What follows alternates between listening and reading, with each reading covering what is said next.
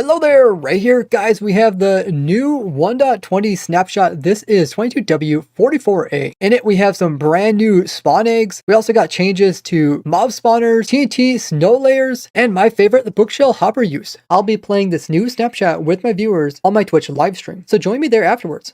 Guys, they added in what I wanted, which was hoppers being able to put books into the bookshelf. So let's go ahead and place them as hopper. Currently have it locked. If we unlock it, look at that, puts them in one by one. And we can also use hoppers to pull the books out one by one as well. So we put something in here that can't go inside the bookshelf. You see, it doesn't go anywhere. So this means we can actually use bookshelves to sort out enchanted books away from other loot, such as like in my piglin bartering farm or in my automatic fish farm, without even having to use a lace. This also can be used just to automate the process of putting books back into storage after pulling them out to read what they say. And if you're trying to use the bookshelves to make a secret door, this also makes it nicer. To activate it, you can like pull out a book and the door can like open. And you don't have to put the book back. You could just like drop it on the floor and have some hoppers pick it up automatically and put it back inside. I'm definitely gonna have a lot of fun using this. What other things do you think this could be used for? And using a dropper can also put them in, but not a dispenser. And you can also have the hopper on top. This will work as well. We have some new game rules. We have one that's called snow accumulation height. This can be changed from 0 to 8. What this does is determines how many layers the game can actually place snow layers when placed on the ground. So normally in Java, when it would snow, it only placed a single layer. But now we can change this. I set it to 8. And here you can see we got 2 snow layers. So it can actually accumulate layer after layer. This is how it is actually in Bedrock Edition, which can make some really cool variations and kind of like drifts where the snow accumulates over time. So when set to 8, it can actually go as high as 8 layers, which looks the same as a full block. Now for Java, by default, it's still going to be set to 1, meaning that we normally get 1 layer, but if you want to, you can always change it. Now you can also set it to 0, in which case it doesn't add any snow layers at all. This is great if you don't want to have snow landing on your builds.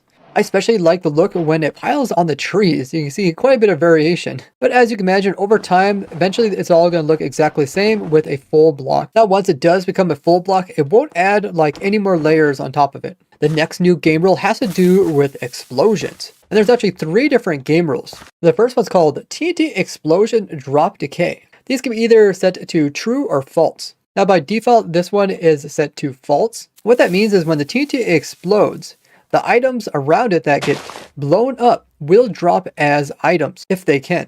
So you shouldn't lose any blocks. Notice how I even got my lever back. The change comes where we can change this to true. Now what happens is anything that's close in TNT will have a less likely chance of actually dropping its block, but things that are further away will. Let's go ahead and ignite this and see the results. Once exploded, you can see we end up with less items despite this large hole. Just as a snow game rule, this isn't going to affect survival unless you change this. And they also have a similar one for mob explosions, and this one's normally set to true. As you probably know, when you have a creeper and it accidentally blows up, the amount of items it leaves behind isn't the same amount as were previously there. And this is why there's things like creeper holes that never get filled in. But if you get tired of that, and let's say you do want to have the creepers drop just as many items as they blow up, you can set this to false. That way, if you do get an accidental hole, you can get all the items which normally would drop and you can fill your holes back in again. This might be good for servers that just want to play mostly vanilla, but also don't really want to have items get lost during explosions. And there's a third game rule that's similar to this, which is block explosion drop delay. Also set to true, similar to the creeper. This has to do with non-TNT blocks that can explode, such as like a respawn anchor. So if we set it to false, it'll actually drop tons of blocks, even though the fire will still probably destroy some of the items. Now we all probably know that having a water source in one corner and another one 2 blocks away will create an extra water source right in between. This next game rule, which is called water source conversion, can change all that. By default, it's set to true, but if we set to false, when we place in 2 different water sources, they actually don't produce more water. So you got to do some pretty interesting things, such as having this little teeny water source, which pushes everything here to the center. Now there's also a lava version of this, which is normally set to false, but if we set it to true, you could probably guess what's going to happen. If we have a lava source here and a lava source here, all of a sudden, they produce another lava source in the middle. Infinite lava, guys. And now we have dripstone points, so we can get infinite lava in survival. But this is kind of a cool way, especially for people like doing builds or something. They just want to fill an area with lava. They can just fill in the corners and then it'll spread across just like water does. What other things do you think these can be used for?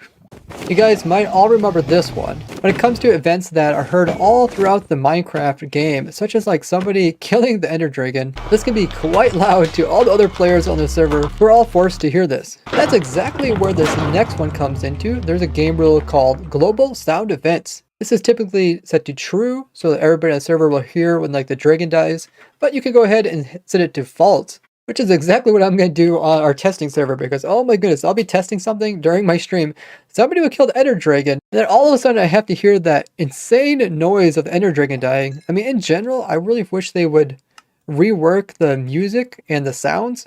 We should have like maybe a button that lets you go into more details where you can individually change stuff, because some stuff like the bosses, like the dragon and the wither, are just so much louder than anything else. And so is stuff like pistons, droppers, and TNT. And I actually had a data pack made to reduce the noises of pistons and droppers and TNT just because they are so much louder than anything else in the game.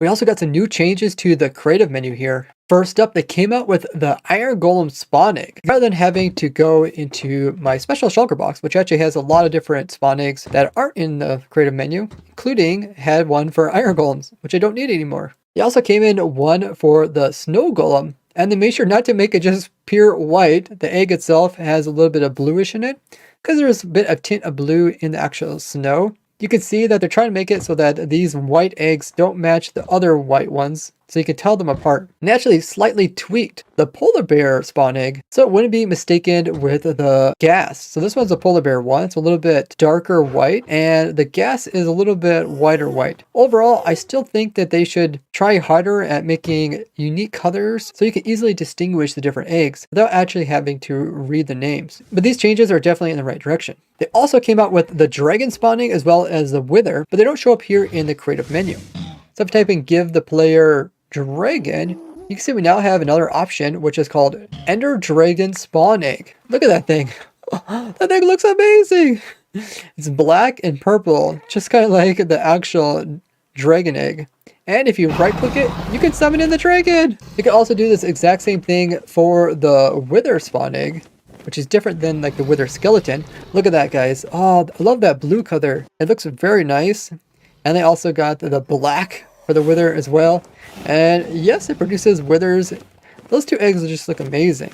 So the reason they didn't put these in the creative menu because they didn't want someone to accidentally get the eggs and place them down and destroy their worlds. As you can see, the dragon will remove blocks. By the way, if you guys haven't seen how we actually use the dragon in queries in the overworld, check out this video afterwards. So be sure to do it in your survival world before they patch it. In the spawner egg tab, they also came out with changes to the monster spawner. It used to be called mob spawner, but now they changed the name to make it same as what it is in the Bedrock edition. Notice when you place it down, it doesn't have a pig inside of it by default anymore. It also won't emit any fire particles by default either. If you hover your mouse over top of it, it'll tell you how to use it as well.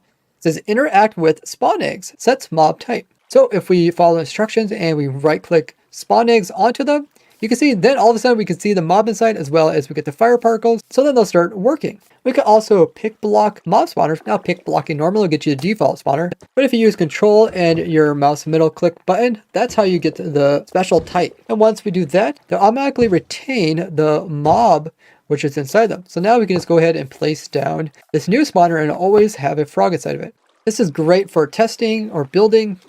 This week, we've also seen further changes to the creative menu, and they said that this might be the final changes that they make to it. Personally, I think they should wait a little while and continue to make changes on people's feedback, because I know I've been playing a lot in Snapshots, and I still haven't got to all the different types of items in it. What are your guys' thoughts? I think most people who use it can agree that's way better than what it used to be. Now, one big improvement is in the redstone tab. They added in what is normally only items you can get with commands. Now these will only appear up in this tab if you're opted in your world. Includes the command blocks, the jigsaw block, structure void, barrier, the lights, as well as the debug stick. There still is no structure block in this, but luckily I still got my saved hotbar here, which has everything laid out so I can easily test stuff very efficiently. If you want a hotbar like mine, I have a link in my Discord so you can actually download it into your world. In addition, they also fixed some problematic bugs. That is, you can hear the player walking when it goes over top of carpets, lily pads, and amethyst buds, as well as walking through the sprouts, the lichen, and the roots.